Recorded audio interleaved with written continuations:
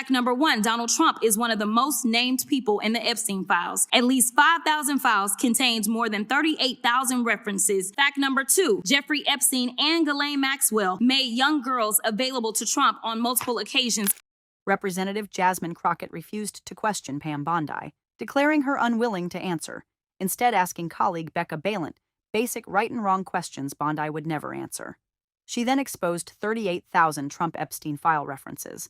FBI notes describing Epstein bringing a girl to Mar-a-Lago for Trump, and Bondi's pattern of arresting journalists while protecting pedophiles, calling her one of history's worst attorneys general.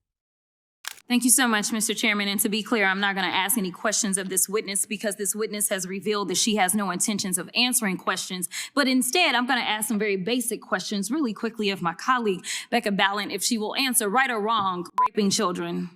Wrong. Right or wrong, killing random citizens. Definitely wrong. Right or wrong, enriching yourself as the sitting president of the United States. Definitely wrong. Okay, thank you, because I probably never would have got that with our witness. Our witness who somehow is a lawyer but does not understand how it works with witnesses. I'm not really sure what law school she went to and what all kind of cases she tried, but typically when you come into a space and somebody's a witness, then they sit there and they answer questions instead of asking questions. And then we also have this objection that we use as lawyers called non-responsive when a witness fails to actually answer the question. But nevertheless, let me address the survivors because that's exactly who they are. They are not victims, they are survivors. Let me say thank you for having more courage and moral clarity in your pinky fingers than the entire Department of Justice. We are currently the laughing stock of the world, partially because of the failed leadership within the DOJ as we see kings and queens falling everywhere around the world. But we don't know the basics of right and wrong in this country because it's not about partisanship. And that's why I applaud Thomas Massie, because he's the only person on the Republican side that has a backbone and knows how to stand up to corruption. But nevertheless, let me keep going. My Democratic colleagues have been attacked this entire committee hearing. They have been lied on. And frankly, the American people weren't looking for that. They were looking for answers about the corruption that they see coming from this administration. In the written testimony of this witness, of this particular witness, she stated that when she took office, she had two main goals. The first was to end the weaponization of justice, and second, to return the department to its core mission. Not only have you lied about both, you've intentionally done the exact opposite.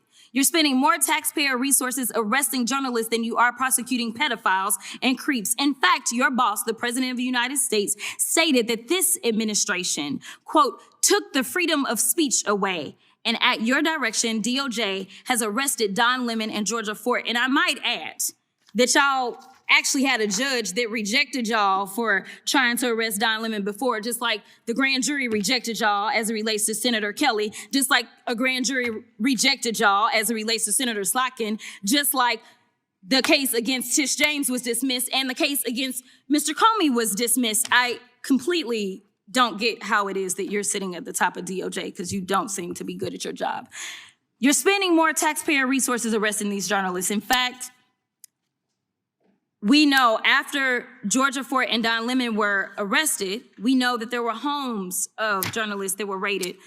We know that threatened prosecution against students protesting your actions and forced tech companies to remove apps used to track ISIS activities. But let's circle back to you protecting pedophiles and creeps, because I want to talk about the president and his possible involvement with Jeffrey Epstein. Now, I don't know what the president might have done with Jeffrey Epstein, but unlike this administration, I believe that facts matter. So let's talk about the facts. Fact number 1, Donald Trump is one of the most named people in the Epstein files. At least 5,000 files contains more than 38,000 references to Trump, his wife, or Mar-a-Lago.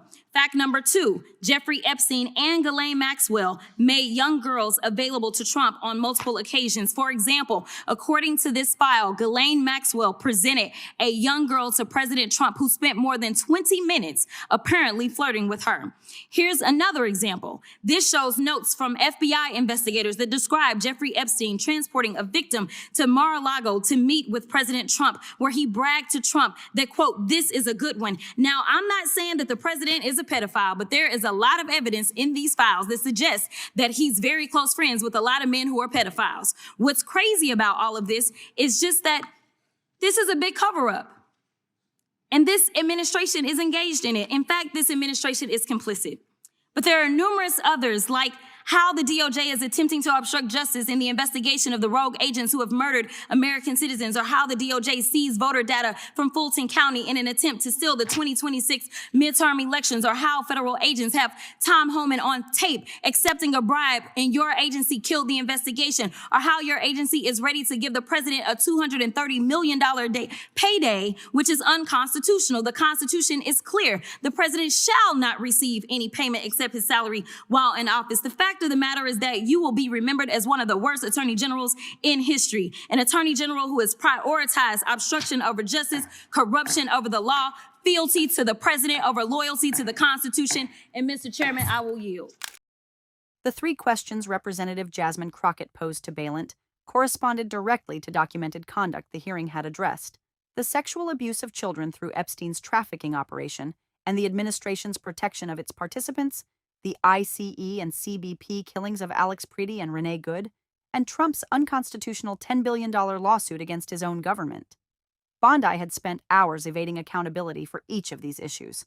Balint answered all 3 correctly in seconds. The contrast was complete and devastating. Representative Jasmine Crockett's tribute to the survivors was among the most powerful of the hearing. Her correction of terminology, "they are survivors, not victims," was deliberate and meaningful, affirming their strength and agency. Her statement that they had more courage and moral clarity in your pinky fingers than the entire Department of Justice was not hyperbole, but an accurate assessment demonstrated throughout the day. These survivors had endured abuse, had their identities exposed by the government sworn to protect them, had reached out to cooperate and been ignored, and still sat through hours of testimony watching the administration that failed them deflect and evade.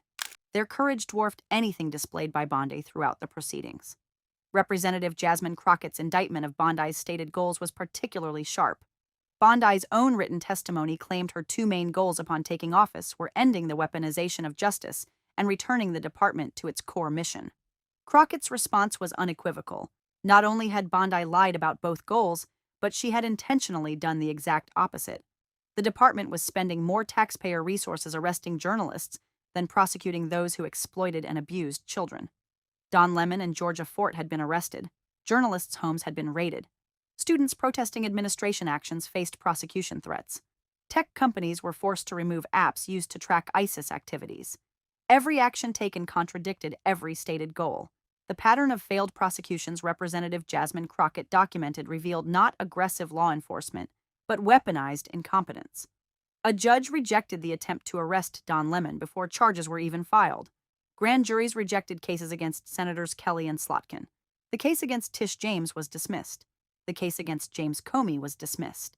These were not close calls or difficult prosecutions. They were cases so lacking in merit that they failed at the earliest possible stages, suggesting they were brought for political intimidation rather than legitimate law enforcement purposes. Representative Jasmine Crockett's presentation of Epstein file facts concerning Trump was methodical and carefully qualified. At least 5,000 files contain more than 38,000 references to Trump, his wife, or Mar-a-Lago. Ghislaine Maxwell presented a young girl to Trump, who spent more than 20 minutes flirting with her.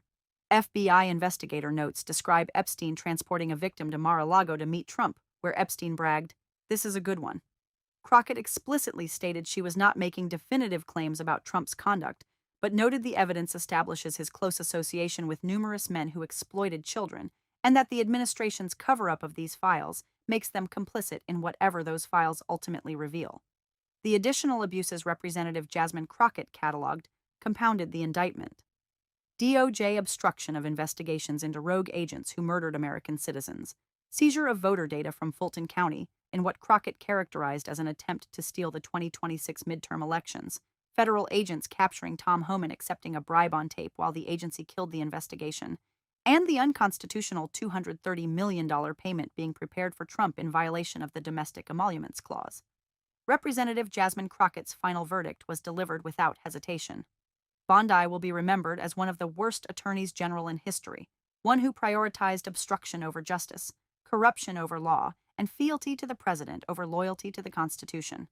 This was not a partisan attack, but a documented conclusion, supported by hours of testimony, evidence, and Bondi's own evasive responses throughout the hearing.